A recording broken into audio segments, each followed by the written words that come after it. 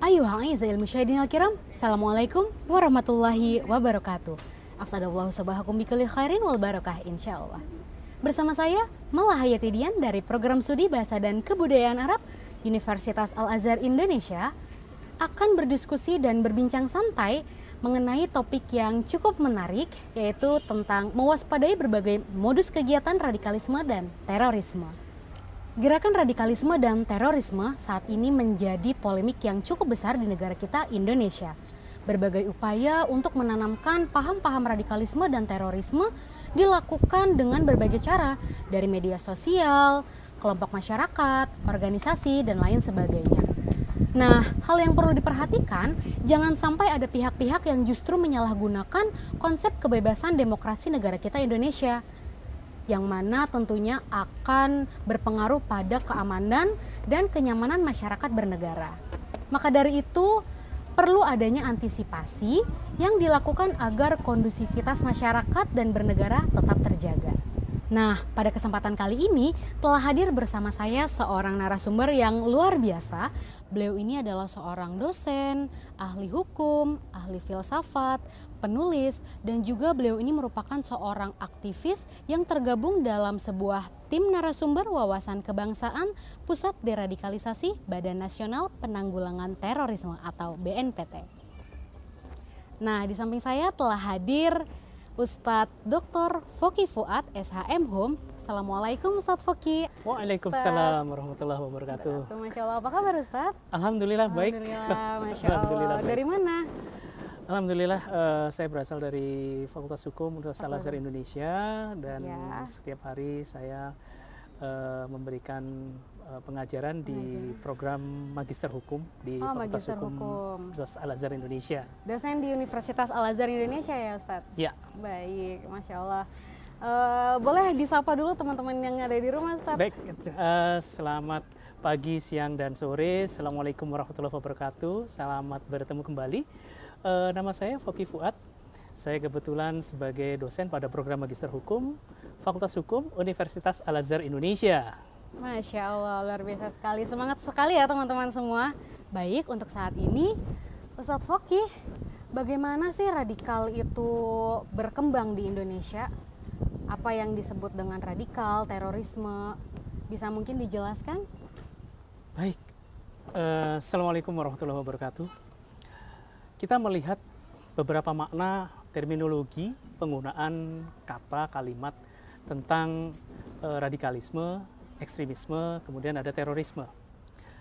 Kalau saya menggunakan epistemologi pendekatan filsafat, maka sebetulnya kata yang lebih tepat adalah kata ekstrim. Fahamnya disebut ekstremisme. Kenapa saya lebih condong untuk menggunakan kata ekstremisme dibandingkan radikalisme itu sendiri? Karena dalam terminologi filsafat yang disebut dengan radikal berasal dari kata redik. Itu artinya adalah berpikir secara mendalam, komprehensif, meluas. Redik itu sendiri artinya kan kita dituntut untuk memiliki kemampuan berpikir secara mendalam. Berpikir secara mendalam. Iya, kita tidak sekedar berpikir serampangan, bertindak tanpa berpikir. Nah, itu justru bertentangan dengan makna-makna radikal. Begitu. Maka saya cenderung untuk menggunakan diksi kata ekstrim. Atau lebih tepat ekstrim. Betul, ekstrim, atau orang biasa melihat pemahamannya dengan nama ekstremisme. Jadi orang yang melakukan tindakan berupa perusakan, kemudian penghancuran, menggunakan bom misalnya ya, kita melakukan kekerasan itu ya. Yang disebut dengan itulah ekstrim. yang disebut dengan ekstrim. Ekstrim itu artinya berpikir secara berlebih-lebihan. Nah, kalau kemudian dari cara berpikir yang berlebihan itu, kemudian dia wujudkan dengan cara-cara kekerasan, misalnya menggunakan senjata, ya kan, kemudian bom, sarana-sarana yang bisa menghancurkan, nah itulah yang disebut dengan violent extremism. Violent extremism. Iya, violent extremism atau pemikiran yang ekstrim dengan menggunakan cara-cara kekerasan untuk mewujudkan sebuah tujuan. Nah, itu. Nah, terorisme akar katanya teror menyebabkan ketakutan secara massal bagi banyak orang untuk mewujudkan tujuan-tujuan tertentu. Bisa tujuan-tujuan politik, ideologi, dengan umumnya menggunakan alat agama sebagai dasar pembenar dari perbuatan yang dia lakukan. Gitu. Baik, Masya Allah. Untuk hal itu, teror sendiri itu tuh apa sih landasannya? Mereka dilatar belakangi oleh apa gitu? Iya, kalau kita runut ya, artinya perbuatan yang ekstrim seperti ini, cara berpikir yang ekstrim itu sebetulnya sudah ada sejak lama. Misalnya adanya kaum Khawarij, yang itu sudah ada di masa kekhalifahan Ali bin Abi Thalib. Bahkan Khalifah Ali sendiri kan harus tewas di tangan kaum Khawarij itu ya. Iya, betul. Nah, inilah yang sebetulnya menjadi bibit-bibit dari yang sekarang kita lihat, yang difahami sebagai tindakan-tindakan terorisme itu sendiri. Yang justru menurut saya dia adalah perbuatan-perbuatan yang ekstrim dan tidak berpikir secara panjang lebar, yang sekedar mencari keuntungan sesaat dengan merugikan banyak orang. Nah, kalau di Indonesia itu kita bisa lihat misalnya tindakan-tindakan teror yang pertama kali muncul pada lebih kurang tahun 1950-an dengan munculnya DITII pada saat itu ya. Oh iya, betul. Ya kan? Setelah Indonesia merdeka, itu menjadi salah satu contoh nyata bahwa tindakan terorisme dengan menggunakan dasar agama itu telah terjadi semenjak era setelah kemerdekaan, yaitu lebih kurang tahun 1949 hingga 1950-an. Ya? Betul, sejak awal-awal kemerdekaan itu sudah ada bibit-bibit terorisme itu yang dilakukan oleh negara Islam Indonesia, Darul Islam Tentara Islam Indonesia. Gitu, yang dipimpin oleh Kartosuwiryo pada saat itu. Biasanya kaum terorisme ini dari kalangan apa tuh kebanyakan, Ustaz? Kita bisa melihat dari beberapa yang saya pelajari selama ini. Ya. Kalau kita melihat para pelaku terorisme ya yang sekarang ini ada, yang saya ketahui itu bisa dibagi dalam dua kelompok. Kelompok ideolog dan kelompok pengikut. Ideolog dan pengikut. Iya, yang disebut kelompok ideolog adalah para pemikir.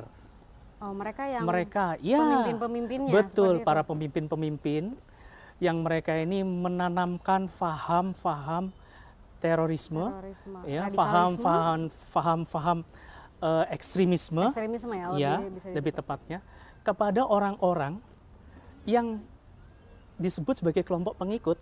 Nah, kelompok pengikut ini yang mungkin sebagian besar yang saya ketahui itu adalah orang yang justru pemahaman agamanya rendah.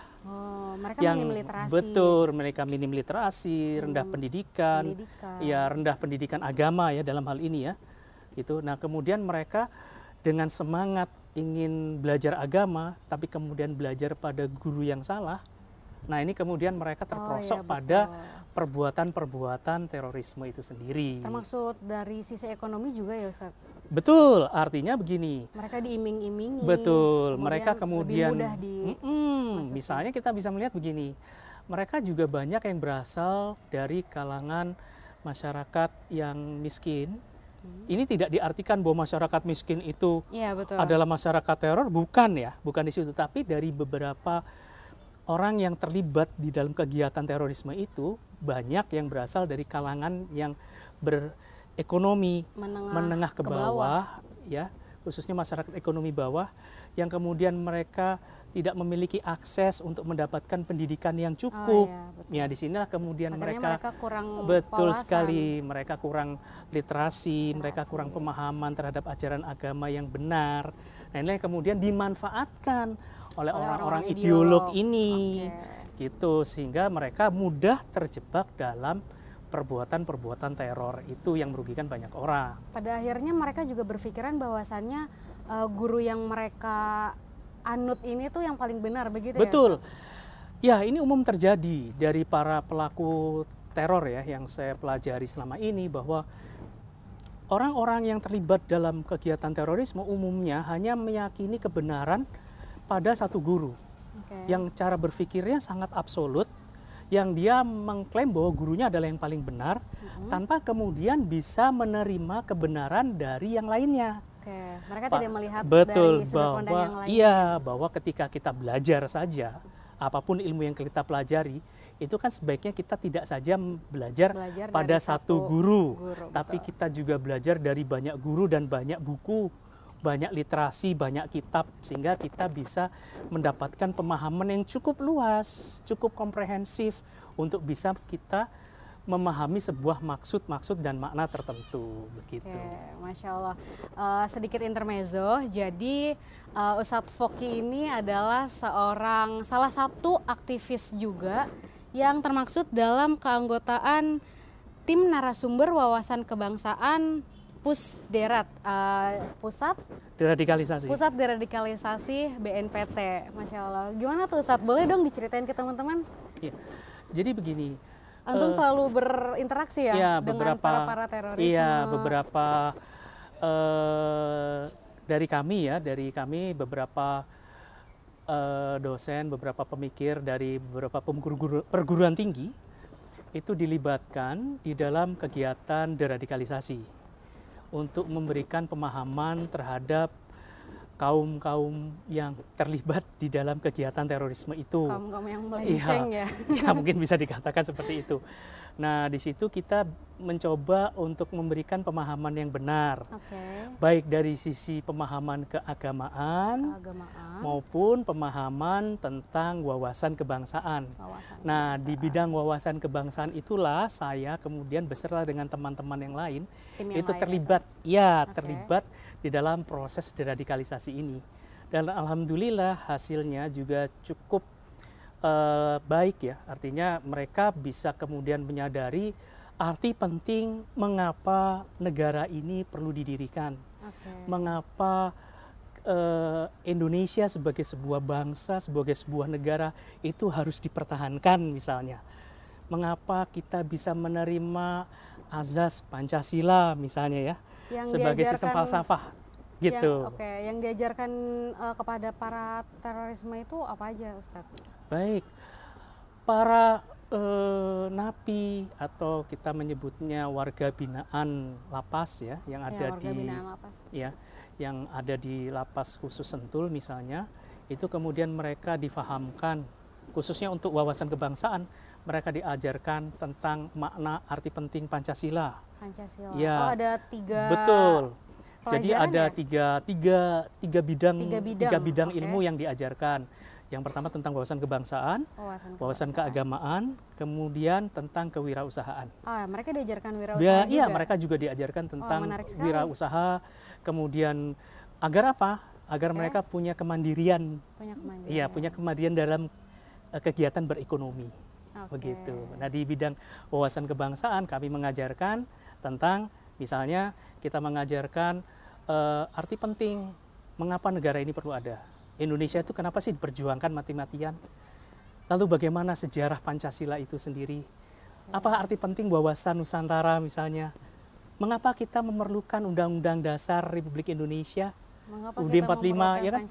Mengapa kita memerlukan Pancasila misalnya? Ya, betul. Ya kan? Yang selama ini rupanya mereka tidak pernah mendapatkan hal itu.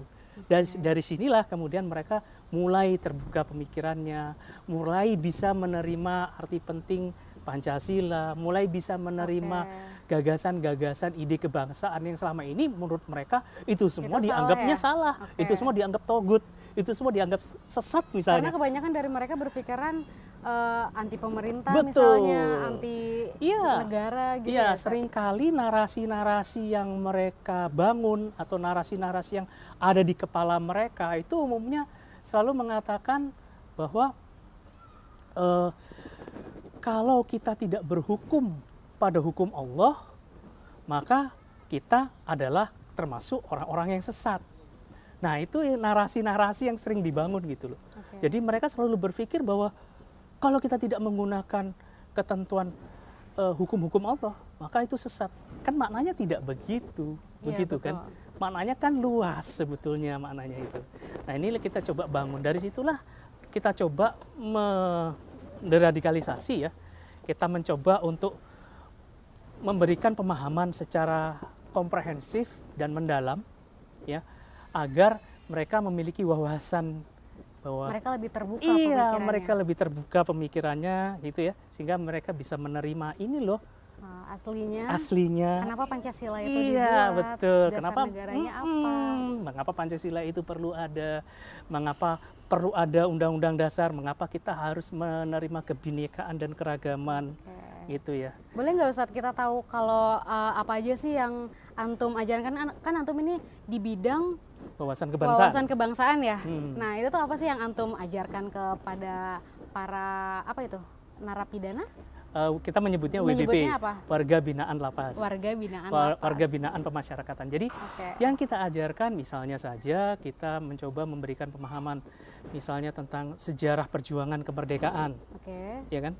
Jadi selama ini kan mereka melihat bahwa negara ini negara yang kafir. Itu kan pikiran yang ada di kepala mereka selalu begitu.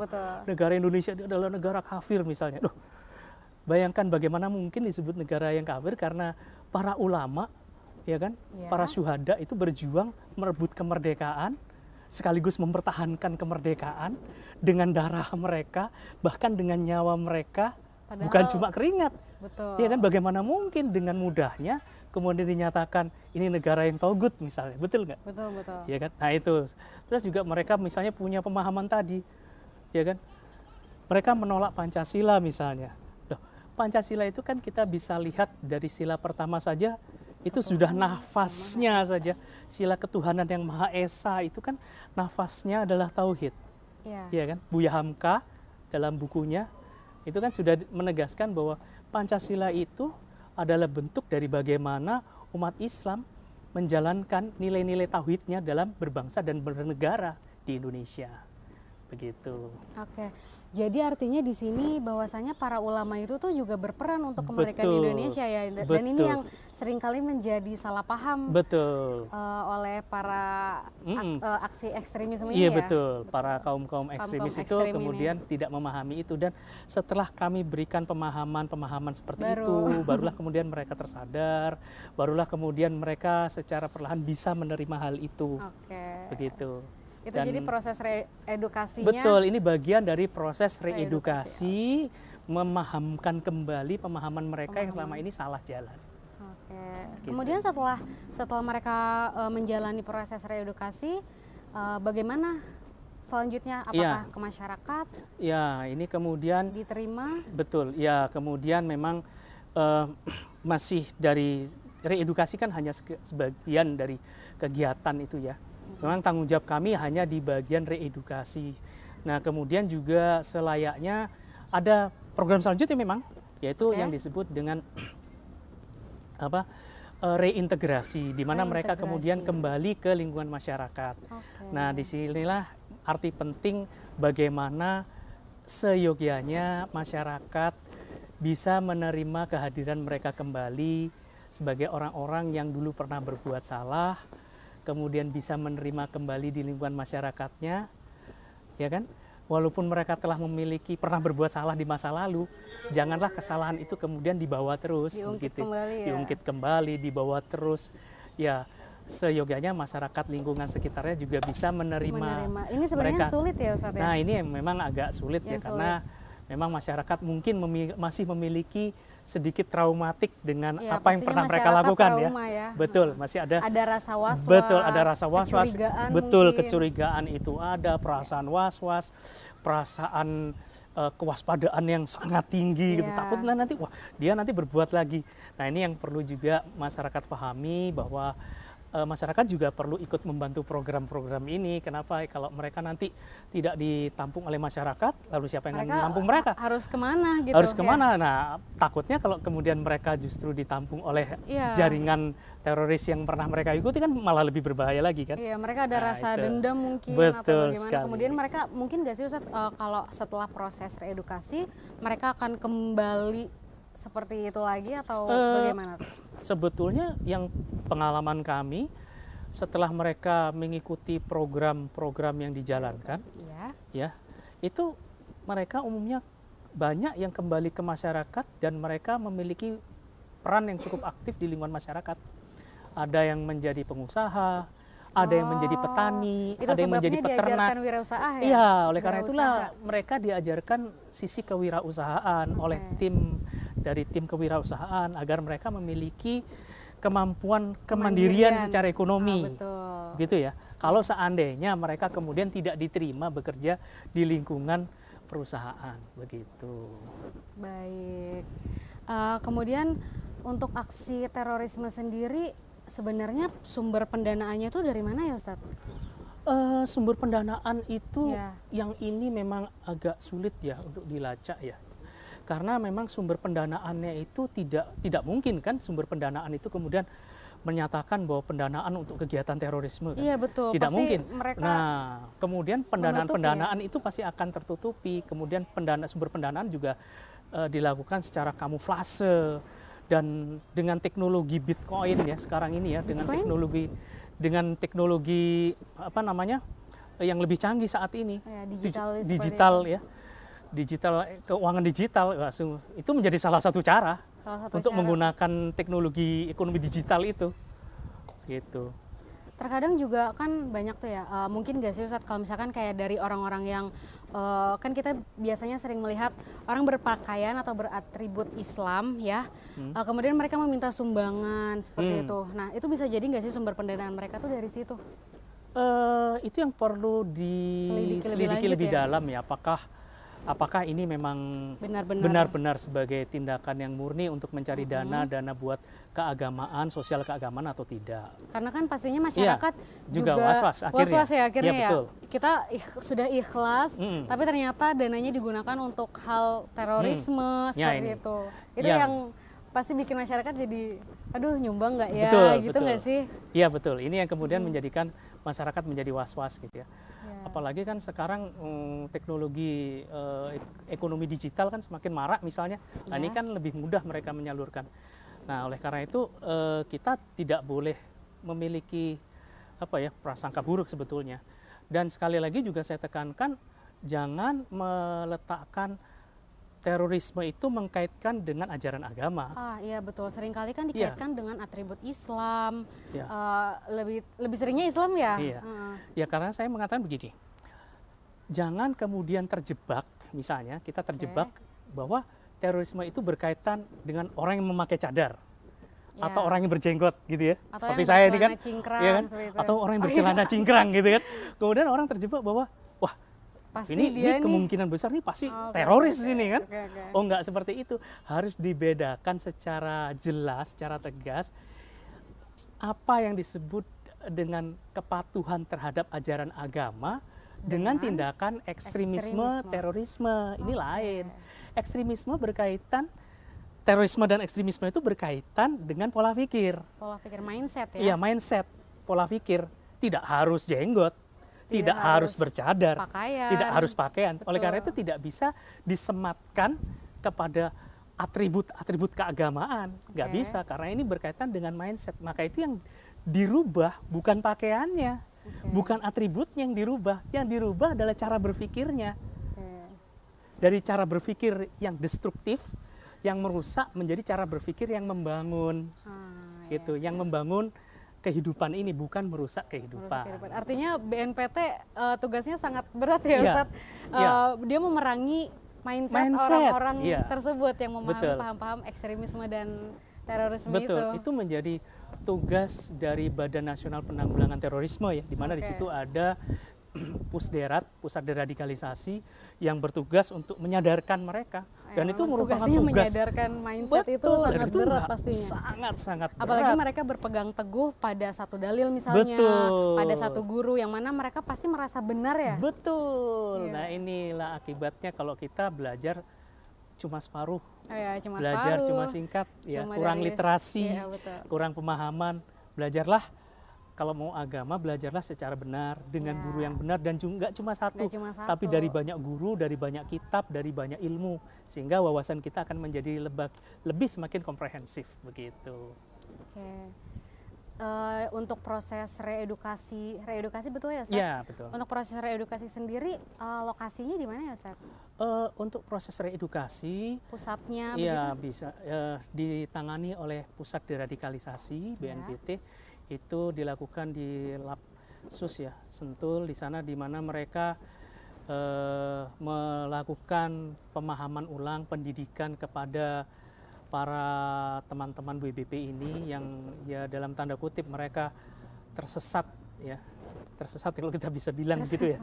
Tersesat betul, gitu ya. betul. Nah, diajarkan pemahaman mulai dari ya tadi yang saya bilang, pemahaman tentang wawasan cara pandang keagamaan mereka. Dari keagamaan. Betul, dari wawasan kebangsaan mereka. Kemudian kewirausahaan. Bekal untuk mereka bisa diterima di tengah masyarakat kelak, masyarakat. begitu. Oke, di Senayan. Bukan, di Sentul Sentul ya. di Oke, Sentul. di Sentul. Begitu. Terus kalau misalkan untuk penanggulangan di daerah lain bagaimana Ustadz? Sedangkan kan pastinya tindakan-tindakan terorisme ini tidak hanya di Jakarta ya, pasti di daerah-daerah juga. Nah, ya memang ada, perlu, gitu. memang disadari kita perlu tenaga ya, karena jujur BNPT kan tidak punya kaki di daerah ya. Ya, betul. Jadi tidak ada BNPT daerah itu.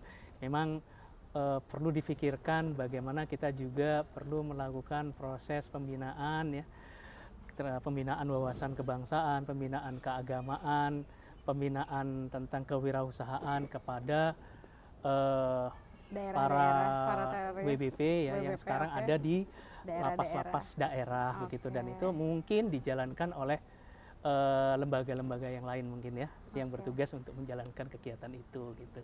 Berarti di masing-masing daerah saat ini belum ada penanggulangan khusus gitu ya dari BNPT sendiri ya. Pastinya peran masyarakat dan peran orang-orang terdekat juga penting dong Ustadz. Iya, oleh karena itu memang peran dari lembaga-lembaga institusi yang lain ya, misalnya organisasi keagamaan yang cukup besar di Indonesia seperti NU, Muhammadiyah, Persis, kemudian lembaga Majelis Ulama Indonesia ya, juga termasuk dukungan jamaah juga ya, bisa Ustaz. betul, Jamaah ta'lim misalnya. betul, yang memberikan mereka pemahaman itu juga punya peran penting untuk menekan terjadinya pemahaman-pemahaman yang sangat ekstrim yang muncul di tengah masyarakat. Itu karena kan itu menjadi tugas bersama ya, bukan tugas BNPT sendiri gitu loh, bukan tugas kepolisian juga, bukan semata tugas-tugas TNI Polri, tapi juga tugas seluruh masyarakat. Tugas kita semua, tugas mulai dari keluarga, teman, semua sahabat, keluarga, lingkungan sosial semua harus terlibat aktif untuk melakukan proses mencegah terjadinya perbuatan-perbuatan kekerasan yang diawali oleh munculnya pemikiran yang ekstrim. Begitu. Nah, itu dia teman-teman, bahayanya terorisme dan radikalisme atau yang biasa disebut ekstremisme ya Pak, di Indonesia. Nah, mungkin dari Ustadz Foky sendiri ada pesan-pesan untuk generasi muda di Indonesia? Pesan saya sederhana begini, sebagai generasi muda, Anda harus mewaspadai adanya gerakan-gerakan ekstremisme yang bisa berujung pada tindakan perilaku terorisme di Indonesia. Ini akan merugikan kita semua. Itu satu. Kedua, semangat belajar jangan pernah terhenti. Teruslah belajar. Kenapa? Karena ilmu pengetahuan itu menjadi salah satu tameng yang paling penting untuk mencegah munculnya perilaku dan berpikir secara ekstrim. Dengan kita berpikir, dengan kita belajar, kita akan memiliki wawasan yang sangat luas, memiliki pemahaman yang begitu luas, memiliki pemahaman yang juga mendalam, yang itu diharapkan akan mampu membendung adanya pemikiran-pemikiran yang ekstrim yang dapat menjurus pada tindakan-tindakan terorisme yang tentunya terbukti telah merugikan negara kita. Masya Allah ya teman-teman, kita telah mendengarkan sebuah diskusi dan pembahasan yang menarik mengenai radikalisme dan terorisme bersama Ustadz Foky Fuad. Mulai dari apa itu terorisme, bagaimana cara penyebarannya, dari mana sumber daya dan sumber dananya, hingga bagaimana cara mengantisipasi dan menanggulanginya. Yang perlu digarisbawahi adalah terorisme itu bukanlah identitas agama manapun, melainkan ia merupakan sebuah mindset atau ideologi yang bersifat ekstrim dan merusak. Dengan adanya diskusi kali ini diharapkan kita sebagai generasi muda dapat mewaspadai berbagai macam gerakan radikalisme dan terorisme di Indonesia. Terima kasih kepada Ustadz Fakih, Ya, Ustadz, sama-sama. untuk kesempatan dan waktunya yang telah menyempatkan Sama-sama. untuk berbicara kepada teman-teman di rumah. Ya, terima kasih. Sama-sama. Semoga manfaat. Ya. Amin. Assalamualaikum Ustadz. Waalaikumsalam warahmatullahi wabarakatuh. Sampai ketemu lagi. Sampai jumpa.